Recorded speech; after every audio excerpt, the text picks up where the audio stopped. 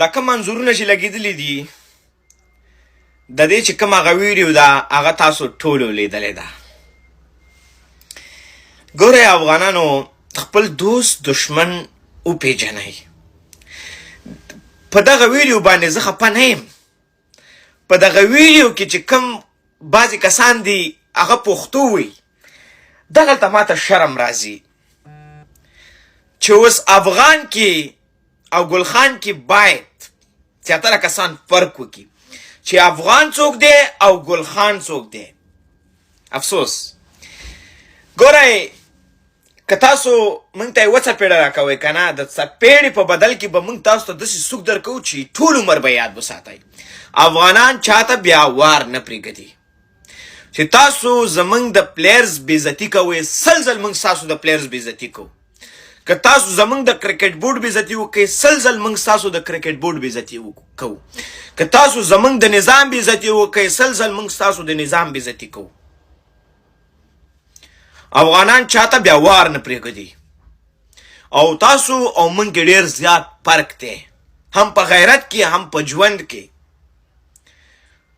تاسو کله چې څوک درشي خان صاحب سیخ ګرم سکي، خان صاحب سیخ ګرم سکي، کور دې وران نشه سیخ ګرم سکي، خو راوړه که نه شوم پړقه 100 روپۍ به لګېږي. 15,000 کلدارې 1000 کلدارې باندې به یخي. دغلته دې کلدارو باندې مې بوجۍ مې تنه ډکه کړې ده. څوک یې په بینک کې هم نه اخلي. قسم په خدای کوي بینک کې هم اخلي. بوجۍ مې تنه ډکه کړې ده نه اخلي. خان صاحب چې یخ ګرم سکي دا زمونږ پلیرز چې درځي که نه او ستاسو دا پی ایس ایل لوبئ دا د پیسو په خاطر باندې نه لوبئ. زمونږ یو راشد خان ستاسو پوره ټیم په پیسو باندې اخلي. زمونږ یو نوین الحق چې څومره پیسه لري که نه ستاسو ټیم په پیسو باندې اخلي.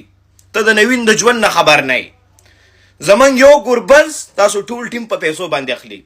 او بیا زمونږ ولسمشر محمد نبي صاحب هغه چې څومره لري هغه بیا پوره ستاسو ملک اخلي. بل ته خوشحاله یې، هر یو ډول ته ګډېږئ، ډولونو ته ډېر تکړه چې ګډ شئ. او thank you so much New Zealand team, well done, well played. دا ټروفي مې چې بیګا بچی راوړی و دا هم ټولو کتلی و. د دې مبارکي هم ټولو ته وایم. نوم خوښ کړئ چې یو نوم هم ورته وټاکم او دا به وګورئ. دا خو بیا دا ده. ګورئ موږ چې کله جواب ورکوو دا خلک بیا وایي تاسو افغانان نفرت خوروئ. خو چې کله دا خلک ویډیوګانې کوي زموږ د افغانانو سپکاوی کوي بیا نفرت نه دی، دا خو عادي پوسټونه دي.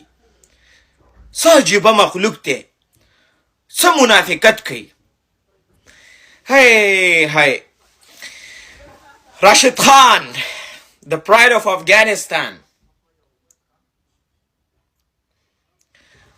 راشد خان چې دی هغه زمونږ زړونو کې ځای لري. ستاسو په ویډیو باندې تاسو د هغه سپکاوی نه شئ کولی.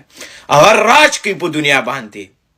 صرف د هغه نوم بس دی، نوم یې صرف بس دی راشد خان، د افغانانو ویاړ.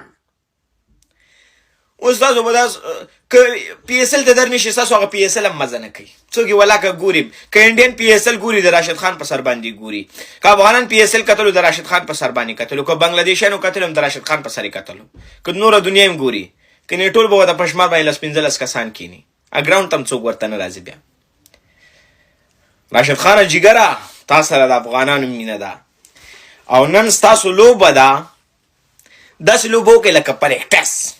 تاسو already ورلډ کپ ګټلی دی، دا ګټلی هم دی. موږ افغانان در سره مینه لرو. الله مو همیشه کامیاب لره. مننه.